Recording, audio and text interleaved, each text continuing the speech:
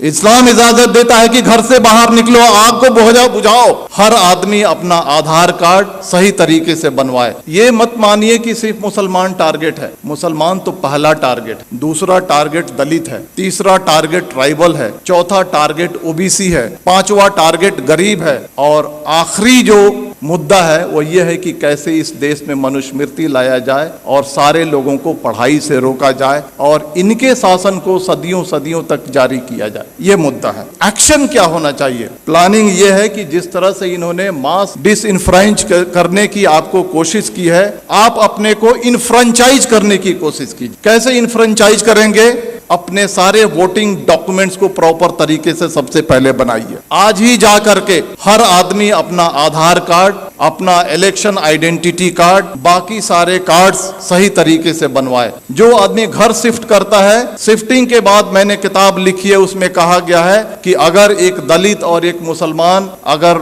अपने घर को शिफ्ट करता है तो उसके नाम को डिलीट कर दिया जाता है। आप जहां पर जाते हैं नए तरीके से अपने नाम को ऐड कीजिए। आपके मेल को फीमेल लिखा जाता है, आपके फोटो को चेंज कर दिया जाता है। बीजेपी के लोग फॉर्म नंबर 7 के थ्रू आपके वोटर आइडेंटिटी कार्ड को चैलेंज करते हैं। बिना इंक्वायरी के इलेक्शन कमीशन आपके वोटर आइडेंटिटी कार्ड को खत्म कर देता है। आप सजग नहीं है। सबसे पहले आप सजग होइए, सबसे पहले अपने कार्ड्स बनाइए। कार्ड्स बनाने के बाद जो वोटर लिस्ट है उसको उठाइए और देखिए कि महमूद आलम अगर लिखा हुआ है तो उसका स्पेलिंग सही है क्या? हम मेल हैं तो मेल है क्या? फीमेल हैं तो फीमेल है क्या? हमारा फोटोग्राफ है क्या? इन सारी चीजों को इंश्योर कीजिए और इंश्योर करने के बाद आप यूनाइट होइए। और यूनाइट होने के बाद जिस तरह से इलेक्टोरिकली ये सरकार आपके सर पे बैठी है, उसी तरह से इलेक्टोरिकली इस सरकार को उठा के फेंक दीजिए। जिन लोगों ने कहा था माइनॉरिटीज, मुस्लिम्स, क्रिश्चियन, सिख्स, बौद्ध, जैन,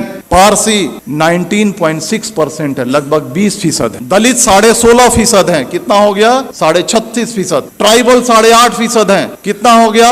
45% हो गया। अगर सेकुलर जो हमारे ओबीसी हैं और सेकुलर जो हमारे अपर कास्ट हैं, अगर इनको मिला दिया जाए तो हमारी तादाद 60 के ऊपर जाती है। और अगर हम चाह लें प्रॉपर तरीके से यूनाइट हो जाएं, प्रॉपर तरीके से अज़्म कर लें, प्रॉपर तरीके से साइलेंट रिवॉल्यूशन के लिए अगर हम तैयार हो जाएं, तो इस सरकार को हम इलेक्टोरिकली उखाड़ फेंक सकते हैं। और इसके लिए आपको तैयार होने की जरूरत। तो मेरे कहने का मतलब है कि दोस्तों, ये जो सारी चीजें जो आपके सामने फैक्ट्स हो रही हैं, ये हिंसा नहीं है, ये मणिपुर नहीं है, ये कश्मीर नहीं है, ये यूसीसी नहीं है, ये सीएए नहीं है। ये एक ही है कि आपको मास स्केल पे कैसे डिसइंफ्रेंचाइज किया जाए, वोट देने के अधिकार से आपको कैसे वंचित किया जाए। इस बात को समझिए, अपने वोटिंग राइट्स को समझिए। आपकी इस देश में कदर व कीमत क्यों है? क्योंकि आप वोट देते हैं। जिस दिन आपके वोटिंग राइट को खत्म कर दिया जाएगा, आप कीड़े मकोड़े हो जाएंगे। चाहे वो कोई भी समाज हो, चाहे वो दलित समाज हो,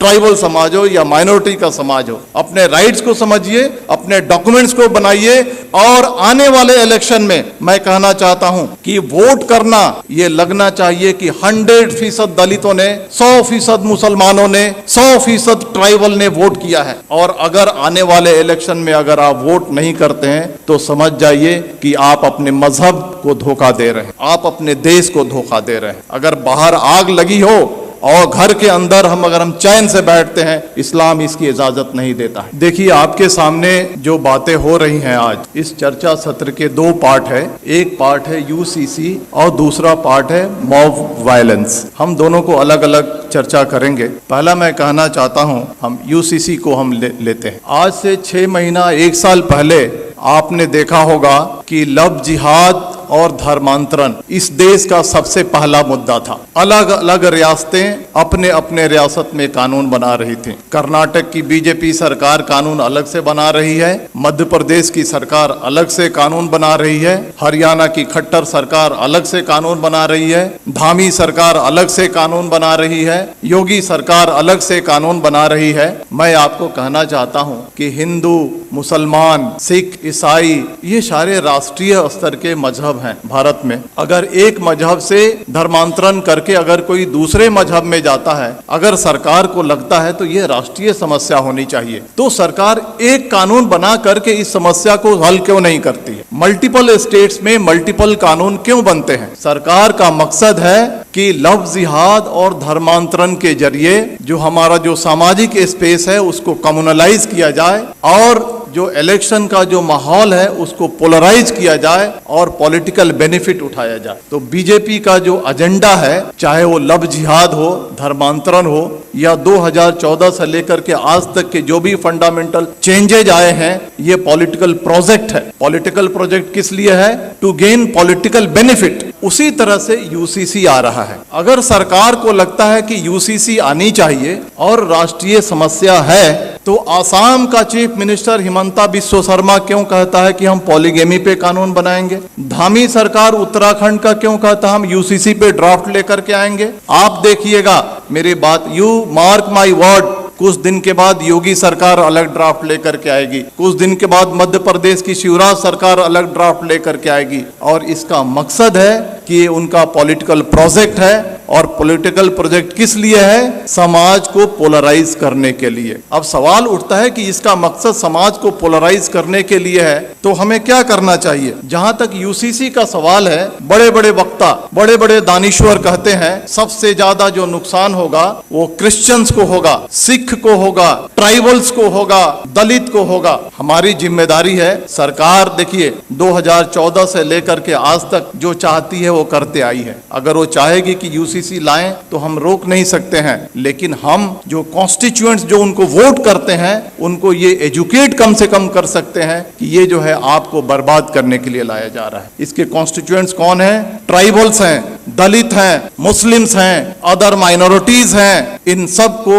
हमको एजुकेट करना है कि आपके different language, different culture, different रहन सहन आपके मजहब को बर्बाद करने के लिए लाया जा रहा है। और ये हिंदू कल्चर नहीं थोपा जा रहा है, ये brahminical mindset, upper caste Hindu mentality को कमजोरों पे थोकने की ये साजिश है। इसके लिए हमको देश को आगाह करने की जरूरत है। अब आते हैं मॉब वायलेंस में, क्योंकि वो ज्यादा देश के सामने एक बड़ा समस्या है। आपने देखा होगा कि जब भी मॉब वायलेंस होता है तो इसके दो पार्ट हैं कि जो बातें रिपीट हो रही हैं उसको बोलने की जरूरत नहीं है, जो पेपर में आता है, जो सोशल मीडिया पे आता है, जो वक्ताओं ने कहा, it's a matter of record, उसको रिपीट करने की जरूरत नहीं। हम क्या नया रखते हैं उसका ज्यादा महत्व है। मॉब वायलेंस के दो पार्ट हैं, एक जो एक्चुअल जो विजिलेंटे ग्रुप और एक सरकार जो खामोशी से उसका सपोर्ट करती है। जो विजिलेंटे ग्रुप है, जो एक्चुअल क्राइम कमिट करता है, आज फ्रीली घूम रहा है, हथियार कलेक्ट कर रहा है, क्राइम कर रहा है,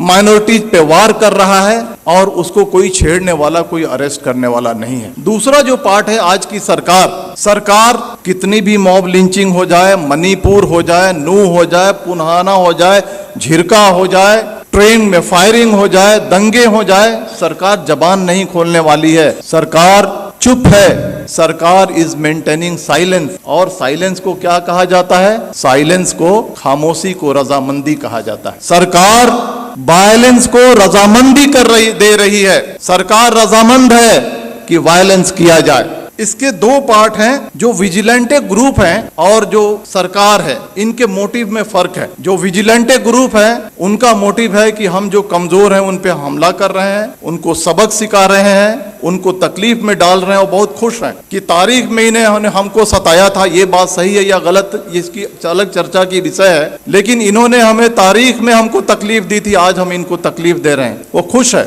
वो इलिटरेट, कम पढ़ा लिखा आदमी जो विजिलेंटे ग्रुप है खुश है। लेकिन जो सरकार, जो ऑर्गेनाइजेशन आरएसएस इस देश को चला रही है, उनका जो एजेंडा है वो एजेंडा बिल्कुल ही अलग है। वो एजेंडा है मास डिसइनफ्रेंचाइजमेंट की, यानी मास स्केल पे आपको वोट देने से वंचित किया जाए। इसको मैं समझाऊंगा, आप मुत्तफिक नहीं होंगे मेरी बातों से, लेकिन मैं समझाऊंगा। 19वीं सदी में सदर्न अमेरिका में gym crow system of mass disenfranchisement लागू किया गया था। कोर्ट ने भी इसकी इजाजत दी थी। यह क्या है कि छोटे मोटे क्राइम में आपको पनिशमेंट हो जाए, किसी तरह की आपने अनुशासनहीनता कर दी, किसी तरह से आपने अपने लाइफ को थोड़ा सा डेविएट कर लिया, इन सारे मुद्दों पे आपको वोट देने की राइट को छीन लिया जाएगा। This is the gym crow system of mass disenfranchisement. वही सिस्टम सरकार धीरे धीरे इस देश में लागू करना चाहती है। चाहे वो कश्मीर का मुद्दा हो, चाहे वो मणिपुर का मुद्दा हो, चाहे वो बुलडोजर का मुद्दा हो, चाहे वो CAA का मुद्दा हो, चाहे वो UCC का मुद्दा हो, ये